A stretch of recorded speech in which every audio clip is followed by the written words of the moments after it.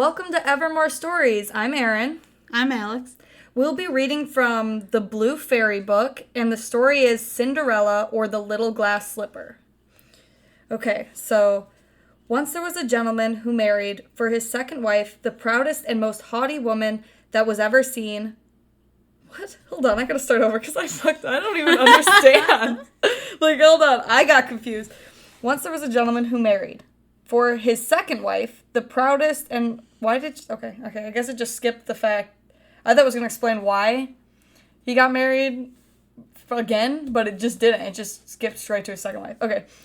She had by a former husband 2 daughters of her own humor, who were indeed exactly like her in all things. He had likewise by another wife a young daughter, but of unparalleled goodness and sweetness of temper, which she took from her mother, who was the best creature in the world.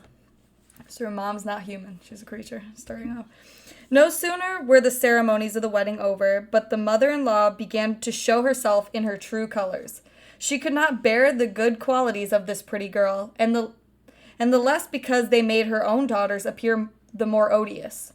She employed her in the meanest work of the house. She scoured the dishes, tables, etc., and scrubbed madam's chambers, and those of Mrs. her daughters. She lay up in a sorry garret, I think that's the word, upon a wretched straw bed, while her sisters lay in fine rooms, with floors all inlaid, upon beds of the very newest fashion, and where they had looking-glasses so large that they might see themselves at their full length from head to foot. The poor girl bore all patiently, and dared not tell her father, who would have rattled her off, for his wife governed him entirely. When she had done her work, she used to go into the chimney corner and sit down among cinders and ashes, which made her commonly be called Cinderwench. But the youngest, who was not so rude and uncivil as the eldest, called her Cinderella. So how she got her name? Yeah. What's her real name? Maybe it's Ella. Because then that would make sense for why they called her Cinderella. Cinderella. Because she sits in the cinders and her name's Ella. Because I can't imagine another reason for why they would add the Ella. But who knows? Olden times. Well, Cinderwench is my favorite. Can you imagine that being the name? Cinderwench. It's like, I love this story. I'm interested. Okay.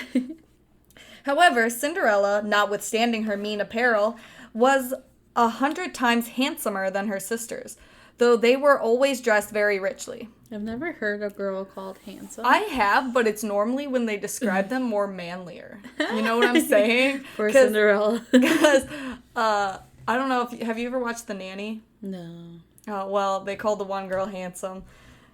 But anyway, 100 times handsomer than her sisters, though they were always dressed very richly. It happened that the king's son gave a ball. For a second, I thought her dad was the king. I don't even know why. I know he's not. I don't know what made me think it. And invited all persons of fashion to it. Our young misses were also invited, for they cut a very grand figure among the quality. They were mightily delighted at this invitation, and wonderfully busy in choosing out such gowns, petticoats, and headcloths as might become them. This was a new trouble to Cinderella, for it was she who ironed her sisters' linens and plaited their ruffles. They talked all day long of nothing but how they should be dressed. "For my part," said the eldest, "I will wear my red velvet suit with French trimming." "And I," said the youngest, "shall have my usual petticoat, but then to make amends for that, I will put on my gold-flowered manteau, and my diamond stomacher, which is far from being the most ordinary one in the world." Now I'm going to have to remember those voices the rest of the story. They sent for the best tire woman they could get to make up their headdresses and adjust their double pinners. And they had their red brushes and patches from Mademoiselle de la Pouche. I wasn't expecting that. Cinderella was likewise called up to them to be consulted in all these matters, for she had excellent notions, and advised them always for the best, nay, and offered her services to dress their heads, which they were very willing she should do. As she was doing this, they said to her, I don't know who this is, "Cinderella, would you not be glad to go to the ball?" "Alas," she said, "you only jeer me. It is not for such as I am to go thither. Thou art in the right of it, replied they. It would make the people laugh to see a Cinderwench at a ball. Anyone but Cinderella would have dressed their heads awry, but she was very good and dressed them perfectly well. They were almost 2 days without eating, so much... Get her down. Sorry, my cat jumped on the table. And dressed them perfectly well. I got lost. Would have dressed their heads awry, but she was very good and dressed them perfectly well. They were almost 2 days without eating, so much were they transported with joy. They broke above a dozen laces in trying to be laced up close, that they might have a fine, slender shape, and they were continually at their looking-glass. At last the happy day came. They went to court, and Cinderella followed them with her eyes as long as she could, and when she had lost sight of them, she fell a-crying. Her godmother, who saw her all in tears, asked her what was the matter. I wish I could. She was not able to speak the rest, being interrupted by her tears and sobbing. This godmother of hers, who was a fairy, said to her, Thou wishest thou couldst go to the ball, is it not so? Yes, cried Cinderella with a great sigh. Well, said her godmother, be but a good girl, and I will contrive thee that thou shalt go. Then she took her into her chamber and said to her, Run into the garden and bring me a pumpkin. I'm really, curious as to how this is going to finish in, a page. Okay.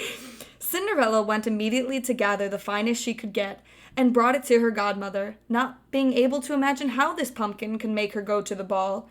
Her godmother scooped out all the inside of it, having left nothing but the rind, which done, she struck it with her wand, and the pumpkin was instantly turned into a fine coach, gilded all over with gold. Wait a second. What? Was it gold in the movies? I don't think so. I thought it was white. I think it was white. Yeah, actually. How hard is it to get colors right? Goddamn. Yeah, but the problem is it pure gold? Is that what she said? It said gilded all over with gold. Okay, just making sure that the fucking horse isn't about to carry the gold carriage. Just a solid gold carriage. She then went to look into her mousetrap. Wait. Is she about to grab a dead mouse? I thought she was friends with the mice. No, it's all a lie. Okay. Where she found 6 mice all alive and ordered Cinderella to lift up a little the trapdoor. When giving each mouse as it went out a little tap with her wand, the mouse was that moment turned into a fine horse, which altogether made a very fine set of 6 horses, of a beautiful mouse-colored dapple gray. So they stayed gray. Being at a loss for a coachman, I will go and see, says Cinderella. If there is never a rat in the rat trap, we may make a coachman of him. I thought the dog was made into the coachman in the movie. This is a long time ago that I'm trying to recall this memory, though, so... I don't remember too much. I didn't know that the rats, mice, whatever they were, turned into the horses. I don't know about that. I specifically think the dog turned into the coachman, though. Okay. Can't say for sure. Okay. Thou art in the right, replied her godmother. Go and look. Cinderella brought the trap to her, and in it were 3 huge rats. The fairy made choice of one of the 3, which had the largest beard. What? A rat had a beard? And having touched him with her wand, he was turned into a fat, jolly coachman, who had the smartest whiskers eyes ever beheld. After that, she said to her, Go again into the garden, and you will find 6 lizards behind the watering pot. Bring them to me. She had no sooner done so, but her godmother turned them into 6 footmen. Footmen, who skipped up immediately behind the coach with their liveries all bedaubed with gold and silver, and clung as close behind each other as if they had nothing else. If they had done nothing else their whole lives. What's a footman? I think they help you get in and out of the coach. Why do you need 6 of them? Maybe it's a really big coach. They're going to stand at the top of the stairs and each one hands her off. I'm not sure. Or one holds the door open, maybe. They're like, don't worry, I got the door this time. Yeah, I don't know. One person probably has to drive it, yeah? That's the coachman. Oh, fuck. Yeah, that was the rat. And then these are lizards. Okay. Where am I? Done. The fairy then said to Cinderella, Well, you see here an Whew, I've never seen this word before in my life. Equipage? Equipage? I hope that you'll figure it out. Fit to go to the ball with, "Are you not pleased with it?" "Oh, yes," cried she, "but must I go thither as I am, in these nasty rags?" Her godmother only just touched her with her wand, and at the same instant her clothes were turned into cloth of gold and silver, all beset with jewels. Oh, crap, I have a Wait lot. a second. She wears a blue dress. What color was this? Gold and silver. Huh. Colors must be hard for Disney. Oh, I got this. Because blue, maybe the blue was a silver, and then she was wearing that little gold crown thing, so maybe they were trying. Because you know how some silvers kind of look blue? No, just stop. It's pure blue. I'm trying to help him out here. Okay. This done, she gave her a pair of glass slippers, the prettiest in the whole world. Being thus decked out, I love that. What's it? Okay. Being thus decked out, she got up into her coach, but her godmother, above all things, commanded her not to stay until after midnight, telling her at the same time that if she stayed one moment longer, the coach would be a pumpkin again, her horses mice, her coachman a rat, her footmen lizards, and her clothes become just as they were before. Move the cat. She's perfect. Can you hear it? That's hilarious. Leave the microphone alone, Margaret. Okay. Did you hear what I said? You didn't? Everything's going to turn back to normal at midnight. Yeah. I don't know if you heard that or if you just know the story. Both. Okay. She promised her godmother she would not fail of leaving the ball before midnight, and then away she drives, scarce able to contain herself for joy. The king's son, who was told that a great princess, whom nobody knew was come, ran out to receive her. Wait, so, like, is there an actual princess coming? Because did he just ignore, like, the real princess for Cinderwench? Maybe. He gave her his hand, and as she alighted out of the coach and led her into the ball among all the company, there was immediately a profound silence. They left off dancing, and the violins ceased to play. So attentive was everyone to contemplate the singular beauties of the unknown newcomer.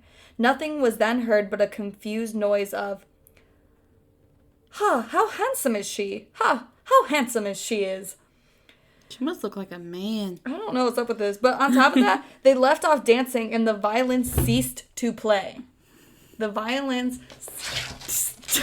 stopped playing. The violins stopped playing. Okay. So, like, they're dancing to no music is all I'm pointing out here. Because the violins stopped playing. Okay. The king himself, old as he was, could not help watching her, and telling the queen softly that it was a long time since he had seen so beautiful and lovely a creature. See, that's how you should describe her, not how handsome she is. Well, I think in the olden times, I guess, handsome is just the only word they knew. Pretty sure. I'm about to Google it. I was going to. Look it up and tell us before the end of the story what handsome actually says in there as the definition, because maybe it doesn't, like, because I don't think it's actually specified whether it's for a man or a woman. Is it? Handsome of a man. Oh, good looking. Well, let's hope olden times were different, because otherwise. Yikes. Okay. Yeah, it is what it is, right? All the ladies were busied in considering her clothes and headdress, that they might have some made next day after the same pattern, provided they could meet with such fine material and as able hands to make them. The king's son conducted her to the most honorable seat, and afterward took her out to dance with him. She danced so very gracefully, and they all more and more admired her. A fine collation was served up, whereof the young prince ate not a morsel, so intently was he busied in gazing on her. He literally ate nothing because of her beauty. Yeah, he was so obsessed. He's like, her. I want her. Yeah, he's like, I am literally lovesick. She went and sat down by her sisters, showing them 1,000 civilities, giving them part of the oranges and citrons which the prince had presented her with, which very much surprised them, for they did not know her. While Cinderella was thus amusing her sisters, she heard the clock strike 11 3/4. What? 11:45. But why? Why does the clock make a noise at 11:45? I don't know. Yeah, maybe that was part of the spell the fairy did. I don't know. I don't know.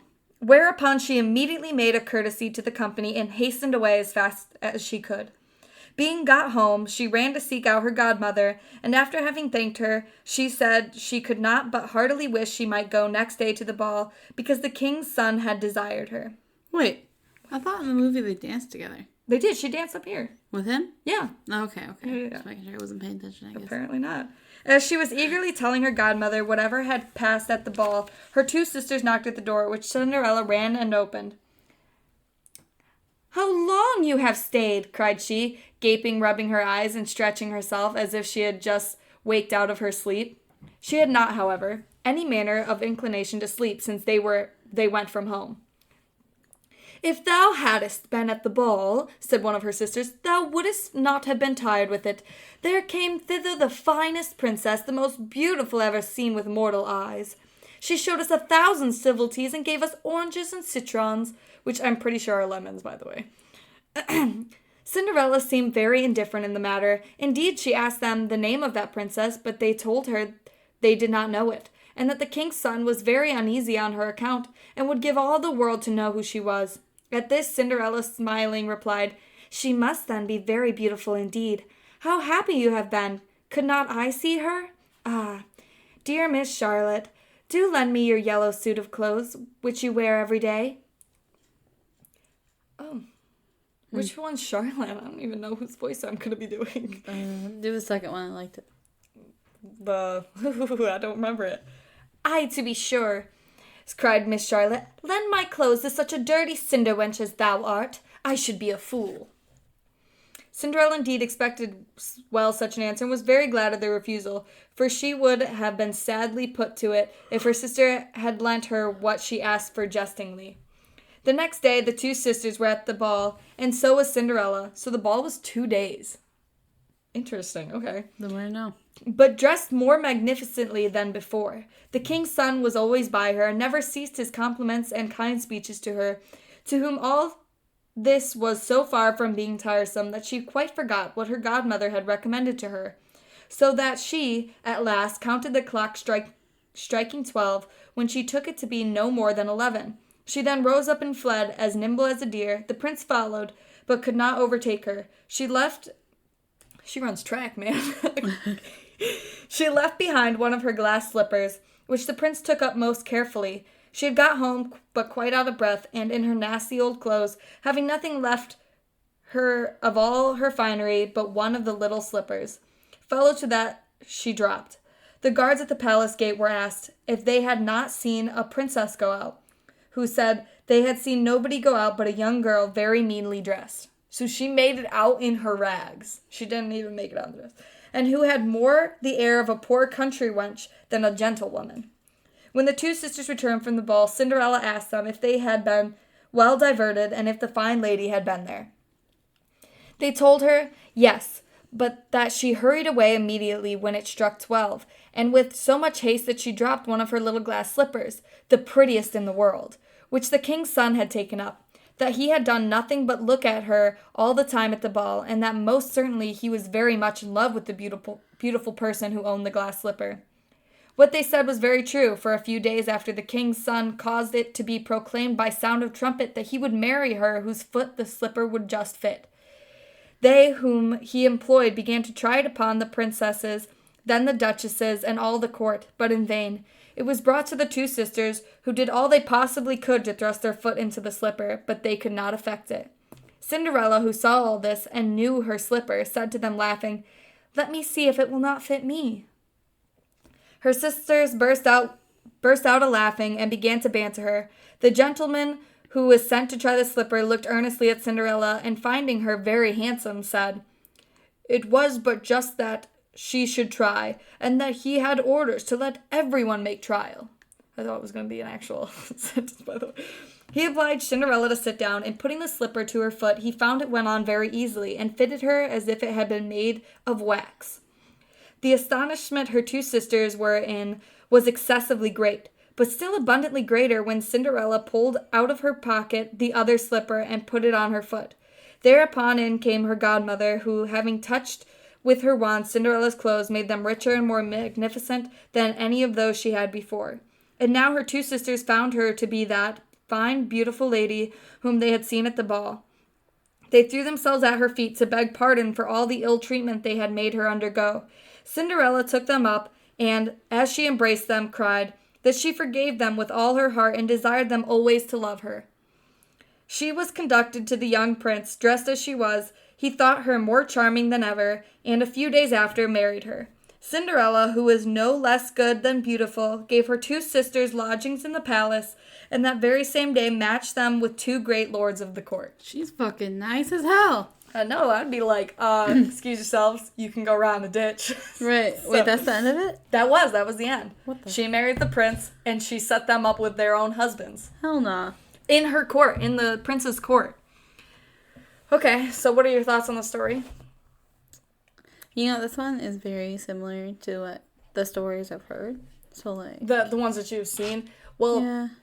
I think I've read the Grimm one, which is completely different. Yeah, but that's also grim. Yeah. Well, I don't know. I liked it, but I don't know. I don't know. I don't know. It's all right. You seemed a little bored. You looked like you were falling asleep. Like, I was kind of bored. Like go Cinderwench, go. On a scale of 1 to 10, it'd be like a 4. Oh, you know, it's not even half. A 6. I don't know. I like the story of Cinderella. I feel like this one was a little rushed. But, of course, it did have to fit on 3 pages. So, like, what can you exactly say about it? Have to. They made it. Well, this is from that 1889 book. So, like, it's not even like they rushed it to fit it in. Someone else rushed it. Anyway, so did you think it was a beauty or a beast? Well, I guess beauty, because there was, like, because you like literal it? Because you just like else it? there. Well... I don't know. I'm kind of leaning towards the beast, because, like... Like, are we talking, like, good or bad? Yeah. Nah, bad. So you're beast, you agree. And the reason I think it's a beast is because I would be so, like... It was just, I don't know, like, maybe I'm more petty, but I would definitely not let them live at the palace. Like, screw you guys. You're horrible. Go live in a ditch. I just feel like there was just, like, you know, this is what's happening. I'm actually expelling you from the kingdom. Interaction. And, like, I feel like it was more known that her stepsisters were, like, awful towards her. And, like, if someone's awful towards you, are you really going to be like, hey, come live with me? Right? She's too good. She's so good, I don't trust her. And now I think she's the bad guy. So tune in next week to hear us read from the Red Fairy book. Bye. Bye.